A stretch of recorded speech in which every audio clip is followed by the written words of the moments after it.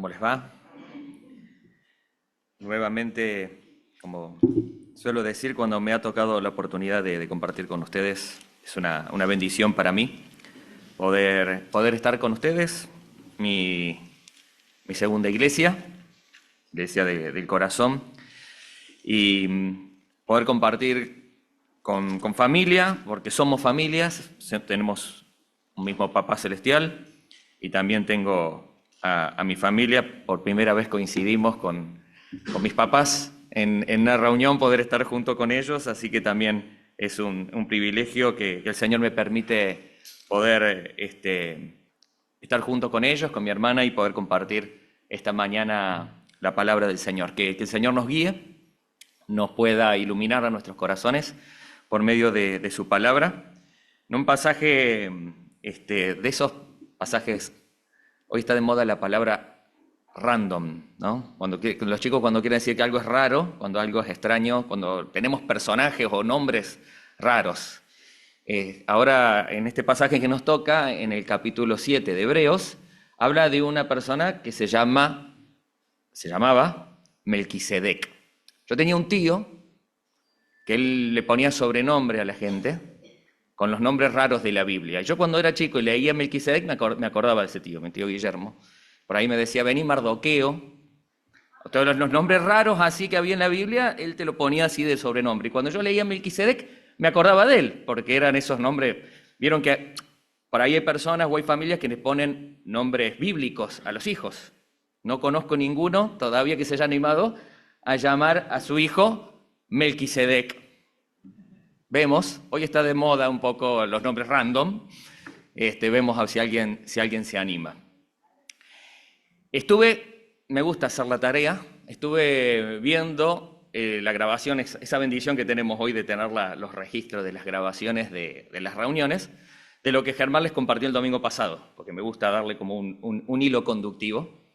Y si ustedes, aquellos que estuvieron presentes lo vieron, pueden ver que lo que estuvieron leyendo del capítulo 6 termina hablando de Melquisedec. Y el capítulo 7 comienza.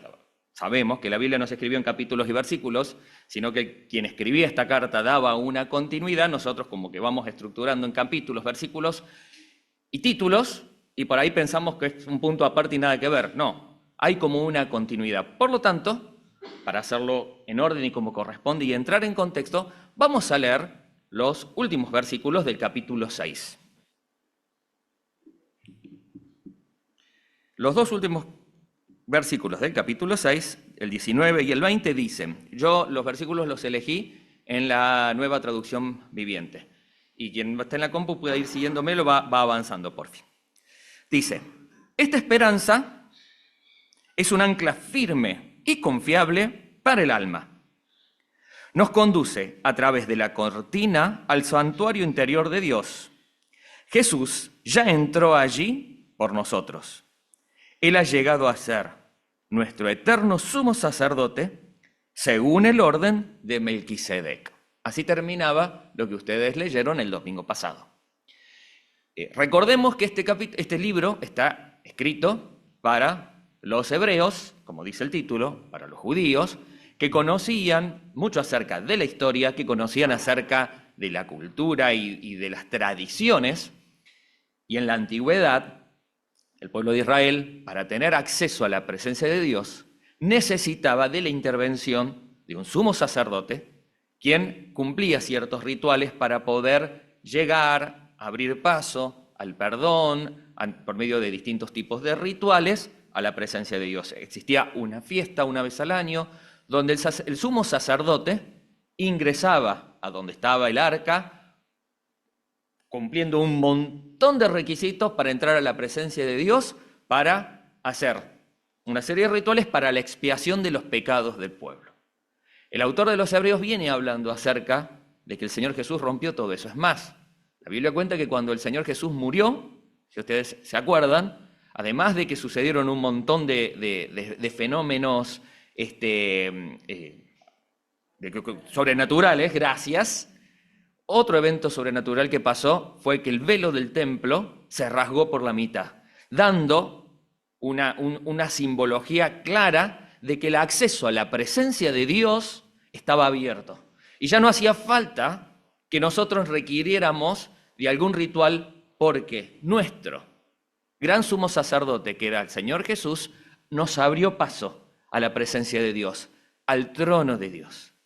Y el autor de los Hebreos acá dice que el Señor Jesús lo hizo según el orden, que viene, este orden quiere decir el linaje, las pautas, la línea de Melquisedec. Ahora, ¿quién era este personaje que tiene este nombre? No vamos a leer el capítulo, pero se los cuento, por si no lo conoces o te lo recuerdo si lo has leído. En Génesis capítulo 14, ustedes habrán visto también que en Hebreos habla mucho acerca de Abraham, porque Abraham también es el padre, digamos, de todos los hebreos. El hombre que Dios eligió para darle la promesa y que por medio de él iban a ser benditas todas las naciones de la tierra por su descendencia. Y cuenta la Biblia, en un momento determinado, ¿se acuerdan? Cuando Abraham con su sobrino Lot se separan, en un momento determinado dice, mire, estamos teniendo problemas, nos vamos a separar. Y Abraham le dice a Lot, elegí dónde querés vivir. Y Lot elige la parte más linda de la tierra, y ahí se va a vivir Lot, y Abraham se va con su parte de su familia a otro lugar. Pero cuenta la historia bíblica que después que sucede eso, se da una batalla entre reyes cananeos, ¿sí? Hay 4 reyes que enfrentan a otros 5 reyes.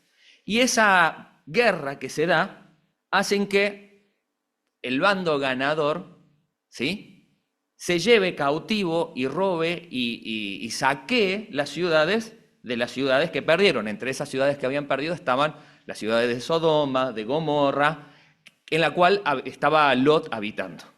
Le avisan a Abraham que Lot había sido capturado y Abraham junta un equipo de gente para ir a rescatar a su sobrino Lot. Va Abraham, lo rescata, trae un botín porque recupera lo que se habían robado y cuenta la Biblia que cuando Abraham regresa, se encuentra con el rey de Sodoma y aparece también otro rey ahí, porque en este escrito, cuando hablaban de estos 5 reyes que se enfrentaban a estos 4 reyes, le pone nombre a todos los reyes, a todo eso, pero en ningún momento habla de un rey en particular. Y cuenta la Biblia que este rey, que se llamaba Melquisedec, era rey de Salem. Salem es lo que antiguamente era la región donde después David funda la ciudad de Jerusalén. Y este rey de Salem dice que también era sacerdote del Dios Altísimo, cuenta el libro de Génesis. Dios no solamente se le había revelado a Abraham, Dios no solamente era invocado por Abraham, había gente que todavía traía en su corazón desde la antigüedad vínculo y contacto con ese Dios. Y este, Melquisedec, era sacerdote, era rey y era sacerdote de ese Dios Altísimo.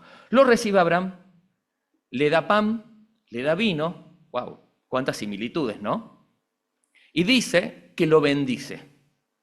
Y cuando lo bendice, Abraham termina dándole una 10ª parte de todo lo que había recuperado.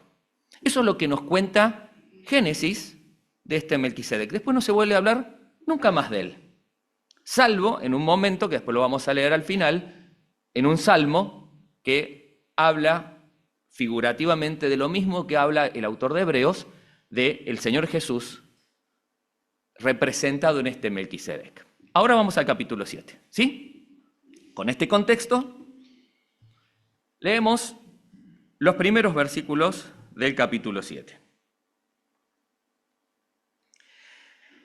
Este Melquisedec fue rey de la ciudad de Salem y también sacerdote del Dios Altísimo. Cuando Abraham regresaba triunfante de una gran batalla contra los reyes, Melquisedec salió a su encuentro y lo bendijo. Después Abraham tomó la 10ª parte de todo lo que había capturado en la batalla y se la dio a Melquisedec. El nombre Melquisedec significa rey de justicia y rey de Salem significa rey de paz. Y comienza a hacer una analogía el autor de los Hebreos con este personaje Melquisedec en la figura del Señor Jesús. Cuando leamos y hablemos acerca de este Melquisedec, él no es el centro de la historia. Es una figura que representa lo que el Señor Jesús ha hecho y es por cada uno de nosotros, a tal punto que estas características que va el autor acá escribiendo son cosas importantes para que tengamos en cuenta. Fíjate que Melquisedec viene de una raíz de palabras que significa rey de justicia. Y el rey de Salem, Salem viene de la palabra Shalom, o sea, la palabra Shalom tiene una raíz similar a la de Salem, que significa rey de paz. ¿Y quién sino el Señor Jesús, que hizo justicia por cada uno de nosotros? ¿Quién sino el Señor Jesús, quien nos da su paz, que cuenta la palabra de Dios, que sobrepasa todo entendimiento y toda comprensión? Y acá el autor de los Hebreos nos habla de este personaje que se da con Abraham y que Abraham le termina entregando, dice, la 10ª parte del botín, de lo que había recuperado. Fíjense que si uno después va a la historia de Génesis, yo los invito a que lo lean, en el medio de la historia también se da una conversación con el rey de Sodoma, y que hay una cosa que le dice, dame los hombres, quédate con las cosas, y Abraham le dice, yo no tengo nada más de lo que me correspondía, de lo que saquearon, o sea que no es que se había llevado cosas de más, sino de lo que estos saqueadores se habían llevado. Por lo tanto, lo que Abraham le está dando es de lo que recuperó, pero de lo que recuperaba de las cosas que eran propias, y le da el 10%, le da el diezmo. Continuamos leyendo. Dice en los siguientes versículos, no hay registro, está hablando de Melquisedec, ¿no?, de su padre, ni de su madre, ni de ninguno de sus antepasados, no hay principio ni fin de su vida. A semejanza del Hijo de Dios, sigue siendo sacerdote para siempre. Consideren entonces la grandeza de este Melquisedec. Incluso Abraham, el gran patriarca de Israel, reconoció esto al entregarle parte de lo que había capturado en la batalla. El pueblo de Israel en su cultura tenía mucha predilección y le daba mucha importancia a los linajes. Ustedes leerán en Génesis esos capítulos medio raros donde te dice que tal era hijo de tal, que era hijo de tal. En Crónicas también lo tenemos. Y no es casualidad que los evangelios, que en 2 evangelios y sobre todo el de Mateo, hablen acerca de la genealogía de Jesús. Contar y decir que alguien venía de tal familia, de tal apellido, de tal linaje, de tal tribu, tenía una implicancia importante para justificar distintas cosas. El Señor Jesús era de la tribu de Judá. Validaba que el Señor Jesús pudiese ser reconocido rey, porque el rey que venía a ser, el pueblo de Israel lo esperaba como un rey político, pero para dentro de los proyectos que Dios tenía para su reino, hablaba de un reino espiritual mucho más grande, pero ese rey, para poder ser validado, tenía que ser descendiente de David, de la tribu de Judá. A mí me encanta todo esto, me encanta la historia y me encanta todo el tema de la genealogía. Yo me he puesto a hacer todo un árbol genealógico de mi familia, que a veces cuando entro a preguntar, mi papá me dice, ¿para qué lo haces? ¿Qué gusto le encontrás? A mí me causa satisfacción, a mi curiosidad, yo soy muy curioso, entonces me gusta saber todo. Y por algunos lados llego hasta cierto punto y no tengo más información, pero cuando empiezo a investigar, hoy Internet nos permite encontrar muchas cosas, en algunos linajes de la familia he llegado hasta el 1700 y pico. Y por ahí estoy haciendo paralelamente el de mi esposa, para que mis hijos lo tengan, y por el lado ahí de los españoles he llegado hasta el 1600. O sea, los nombres de todos hasta el 1600 y pico. ¿Para qué? Gusto, nada más. Me causa satisfacción, como que voy armando un rompecabezas. Me gusta armar rompecabezas, entonces como que voy llenando casilleros, piezas en la historia familiar. Melquisedec no se cuenta nada. Ni quién era su papá, ni quién era su mamá, ni quién era descendiente de qué. Lo único que nos dicen que era sacerdote del Dios Altísimo y era rey de Salem. No te dice más nada. Como no dándole trascendencia, que lo importante no pasaba por ahí, sino quién era él. Recién les hablaba y les contaba que en el Señor Jesús te cuenta la parte genealógica para poder darle un marco de esa descendencia que tenía davídica para justificar que el Señor Jesús era rey. Pero el Señor Jesús no solamente fue rey. El Señor Jesús fue nuestro sumo sacerdote que abrió paso para que podamos tener acceso a la presencia de Dios. En la antigüedad, en los tiempos de los judíos, ¿quiénes eran los sacerdotes? ¿Descendientes de qué? ¿De Judá? De Leví. Cuando Dios comienza a formar su pueblo, cuando Dios comienza a darle marco a esa nación, Dios le dice a Moisés que Aarón y su familia, que eran descendientes de la tribu de Leví, recuerden que todo esto que estamos hablando de las tribus son los hijos de Jacob, ¿sí? Jacob, descendiente de Abraham. Todos los que eran descendientes de Leví, ¿sí?, tenían la responsabilidad de hacerse cargo de la vida espiritual del pueblo, de la guía espiritual y todas las tareas que tenían que ver con el templo, el tabernáculo primero, el templo después, el traslado, la organización, los sacrificios, los sacerdotes y el sumo sacerdote. Tenían que ser de la tribu de Leví. Ustedes habrán visto que el pueblo se reparte la tierra cuando conquistan la tierra prometida y están el sector que estaba para la tribu de Judá, para la tribu de Benjamín, para la tribu de Dan. Todos tenían territorio, pero en ningún lado está el territorio de la tribu de Leví. ¿Por qué? Porque los que eran descendientes de la tribu de Leví no tenían que tener territorio, ellos se tenían que dedicar al servicio, ¿sí?, espiritual del pueblo. Todos los que tenían territorio tenían la posibilidad de tener trabajo, de tener cultivos y de ganar su sustento.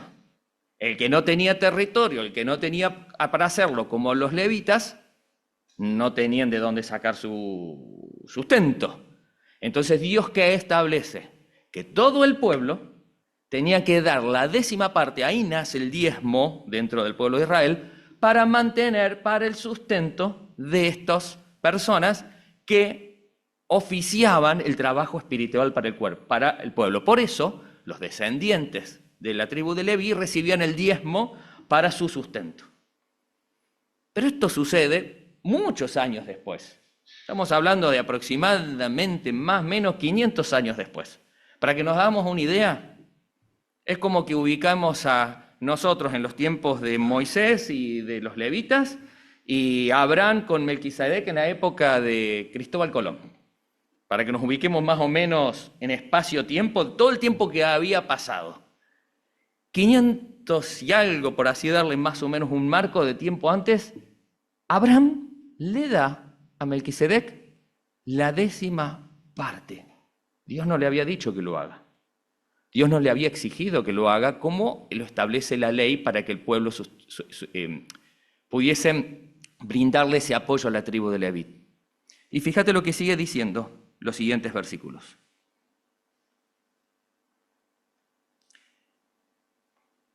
Desde el versículo 5, ahora bien, la ley de Moisés exigía que los sacerdotes, que son los descendientes de Leví, le cobraran el diezmo al resto del pueblo de Israel, quienes también son descendientes de Abraham. Sin embargo, Melquisedec, que no era descendiente de Leví, recibió de Abraham la 10ª parte. Y Melquisedec bendijo a Abraham, quien ya había recibido las promesas de Dios. Sin lugar a dudas, el que tiene el poder para bendecir es superior a quien recibe la bendición. Los sacerdotes que reciben los diezmos son hombres que mueren.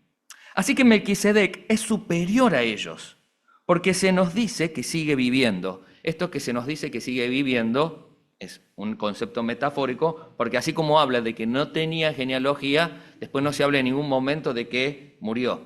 Todo esto dio a conjeturas para que algunos digan que Melquisedec es un personaje que aparece y desaparece, un personaje espiritual, una representación del Señor Jesús, en una aparición esas que tienen en el Antiguo Testamento. Conjeturas. La verdad, no es para que saquemos conclusiones de cosas que la Biblia no dice. Pero como no habla de que en algún momento Melquisedec se murió, metafóricamente está diciendo de esa misma manera, perdura para siempre. Además, podríamos decir que esos levitas, los que reciben el diezmo, pagaron un diezmo a Melquisedec cuando lo pagó su antepasado Abraham, a pesar de que Leví aún no había nacido.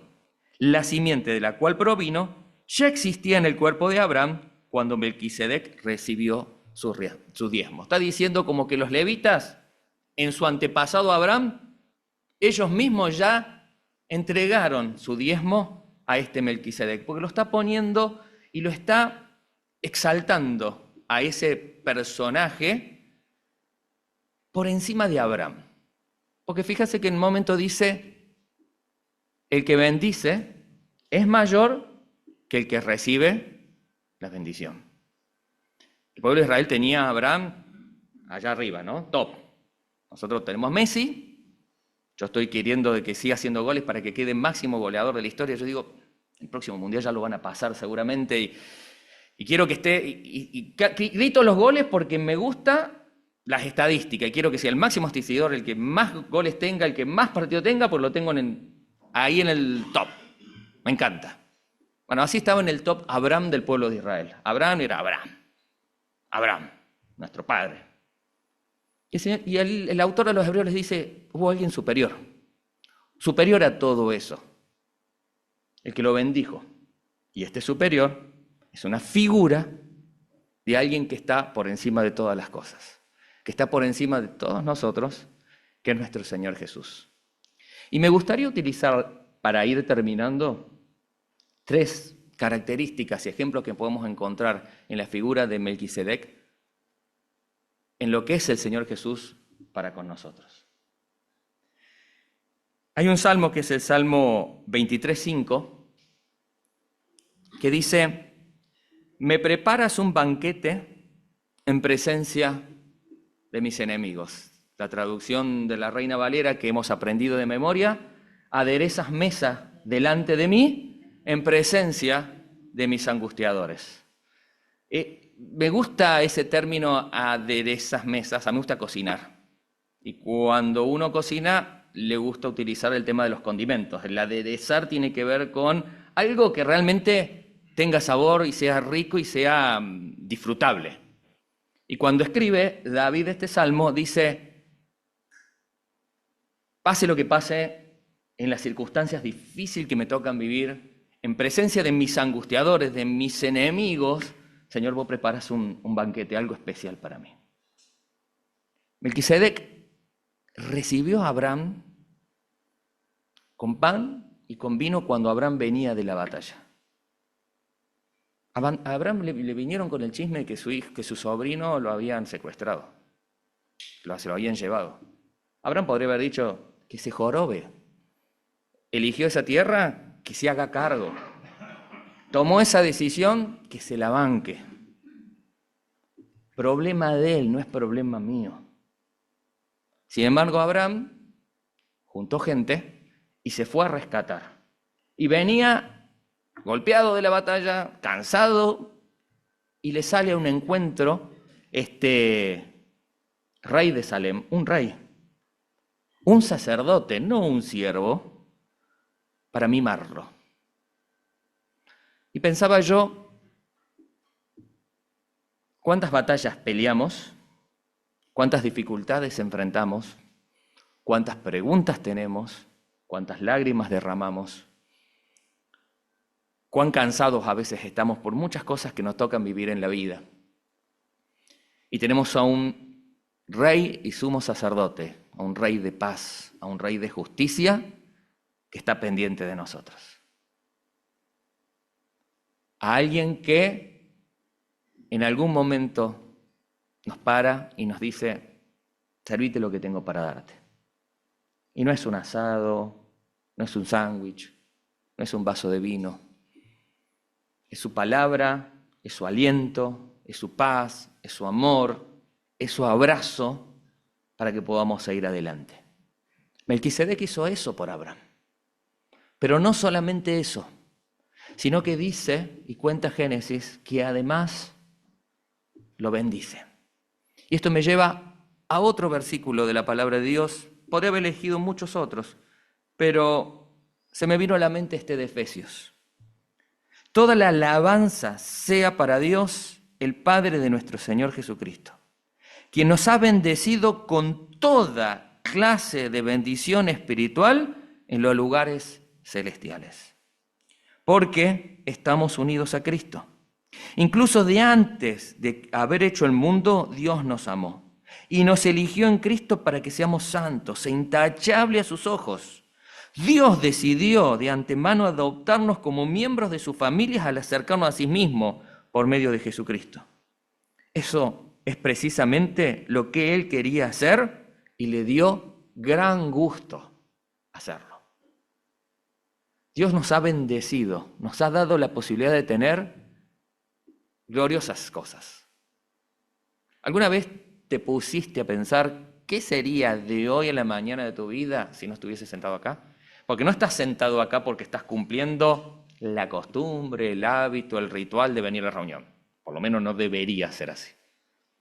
Sí tenemos el costumbre, sí tenemos el hábito de venir. Pero hay algo que nos moviliza a venir. Nos hace bien vernos, nos gusta cantar, nos gusta... Pero hay algo más, que está acá. ¿Qué sería de nuestra vida si no hubiésemos conocido al Señor? ¿Dónde estaríamos hoy en la mañana? ¿Con la resaca del festejo de anoche? Tristes, solos, angustiados. Dios nos bendice, nos da vida eterna, nos da salvación, nos permite ser parte de su familia, de ser adoptados hijos suyos. Nos da la posibilidad de acceder a su presencia por este sumo sacerdote, que encima dice el libro de Hebreos también, seguramente ustedes lo han leído, que nos entiende. No tenemos un sumo sacerdote, dice el libro de Hebreos, que no nos entienda, porque Él pasó todo lo que nosotros pasamos. Pasó todo tipo de dificultades e injusticias como nosotros tenemos. Entonces nos entiende y nos abre camino a la presencia de Dios para que podamos disfrutar de Él. Y por último, elegí un versículo para hacer una analogía de lo que terminó haciendo Abraham con este Melquisedec que se cruzó por su camino en un momento de su vida y que le dio un banquete, una comida, que lo bendijo. Abraham termina haciendo algo, termina dándole diezmo, en la 10ª parte. Y hay un versículo que me gusta mucho en Romanos capítulo 12 que dice: les ruego que entreguen sus cuerpos a Dios por todo lo que Él ha hecho en favor de ustedes. Que sea un sacrificio vivo y santo, la clase de sacrificio que a Él le agrada. Esa es la verdadera forma de adorarlo. No imiten las conductas ni las costumbres de este mundo. Más bien dejen que Dios los transforme en personas nuevas al cambiarle la manera de pensar. Entonces aprenderán a conocer la voluntad de Dios para ustedes, la cual es buena, es agradable y es perfecta. Dios no quiere el 10% de nuestra vida. Dios no quiere el 10% de nuestro tiempo, ni el 10% de nuestra plata. Más, a Dios ni siquiera le hace falta que le demos nuestra ofrenda, nuestro diezmo. Nosotros necesitamos darle a Él. Él no quiere el 10% de nuestros pensamientos, el 10% de nuestras carreras, el 10% de nuestra vida. Dios quiere que nos presentemos como un sacrificio completo. Si Dios entregó todo por nosotros, si Dios entregó a su Hijo para que Él sea nuestro Rey y nuestro sacerdote por completo por cada uno de nosotros, así como Abraham voluntariamente de lo que él había recuperado le dio a este sacerdote esa ofrenda, Dios nos pide que nosotros nos entreguemos a Él cada día en todo lo que somos, para que podamos descubrir nuevas cosas y cosas maravillosas que Dios tiene para ofrecernos. Porque el propósito, la voluntad de Dios que tiene para nuestra vida es algo bueno, es agradable y es perfecto. Dios le había hecho promesas maravillosas a Abraham. Y Abraham a veces se le rió a Dios, Abraham a veces actuó con incredulidad, Abraham en otras oportunidades se le adelantó a los planes de Dios tomando él las riendas para que lo que Dios le había prometido se cumpla de acuerdo a los planes que Abraham tenía. Y Dios dijo, no es así, Abraham. Vos dejame que yo te quiero mostrar cuál es el propósito que yo tengo para tu vida. Y Dios quiere, por medio del Señor Jesús, representado en este Melquisedec, hacer lo mismo en la vida de cada uno de nosotros. Él quiere manifestarse y mostrarse como un Dios bueno, como un Dios que nos da paz, un Dios justo que nos puede proyectar a grandes cosas. Ese salmo que yo te contaba es el último versículo que vamos a leer, el Salmo 110:4, es un salmo mesiánico. Dice, el Señor ha hecho un juramento y no va a romper su promesa. Está hablando proféticamente del Señor Jesús diciendo, tú eres sacerdote para siempre, según el orden de Melquisedec. Este Melquisedec salió al encuentro en un momento de la vida de Abraham para bendecirlo, para ser alguien trascendente en la vida de Abraham a partir de ese momento y poder brindarle a Abraham proyección de vida totalmente distinta. Ese sacerdote, ese rey que se cruzó en la vida de Abraham, dejó un registro, dejó una marca, a tal punto que años después, David lo nombra, a tal punto que después el autor de Hebreos lo nombra como figura de Jesús, como un Jesús que en un momento en tu vida se manifestó, se presentó en tu vida para transformar tu vida, para darle sentido a tu vida, para darle paz a tu vida, para mostrarte lo que Él tenía para darte. No subestimes lo que Dios puede llegar a hacerlo, lo que Dios puede hacer en tu vida y lo que Dios puede llegar a regalarte. Estate siempre atento a que cada paso que vos das, el Señor se cruza en tu vida para mostrarte lo que Él tiene, lo que Él te puede ofrecer, el abrazo que te puede brindar y sobre todas las cosas, lo más maravilloso, el acceso como sumo sacerdote a la presencia de un Padre que cada día te recibe, te abraza así como somos. El sumo sacerdote que tenía que entrar a la presencia de Dios tenía que cumplir un montón de rituales, porque si se presentaba la presencia de Dios de manera incorrecta, se moría. Nosotros tenemos un sumo sacerdote que ya murió por cada uno de nosotros y ya pagó el precio e hizo todo lo que había que hacer con su sangre para que nosotros pudiésemos acceder a la presencia de Dios. Seamos conscientes de esto. No subestimemos ni menospreciemos ese privilegio que tenemos en el Señor. Te invito a que me acompañes a orar. Señor, queremos agradecerte porque de cosas raras de la historia, de nombres raros, de historias que parecen como agarradas con pinzas porque no encontramos mucha relación con el resto de la historia bíblica, no hay nada que a vos se te escape. Y en un registro de una historia que sucedió hace 4000 años, había un reflejo, una representación de lo que vos hiciste 2000 años después en la persona de Jesús, para que 2000 años después también eso tenga una implicancia espiritual en nuestra vida. Señor, gracias porque en la persona de Jesús tenemos el Rey, que es nuestra autoridad, y tenemos el sacerdote también que nos abre paso, nos abre camino a tu presencia. Gracias, Señor, porque no es parte de una fábula, sino de una verdadera experiencia espiritual para transformación de todo aquel que lo quiere vivir. Y de la misma manera que le pasó a Abraham, Señor, con este Melquisedec, nosotros podemos encontrar en Jesús ese sacerdote y ese rey que sale a nuestro encuentro, que nos bendice, que nos proyecta, pero que también, Señor, espera de cada uno de nosotros nuestra entrega, nuestro sacrificio y la ofrenda de nuestra vida, Señor, para la gloria de su nombre. Ayúdanos, Señor, a estar a la altura de las circunstancias y que podamos cada día, Señor, presentarnos como ofrenda vivas en un culto, Señor, que sea agradable a vos. En el nombre de Jesús. Amén, Señor.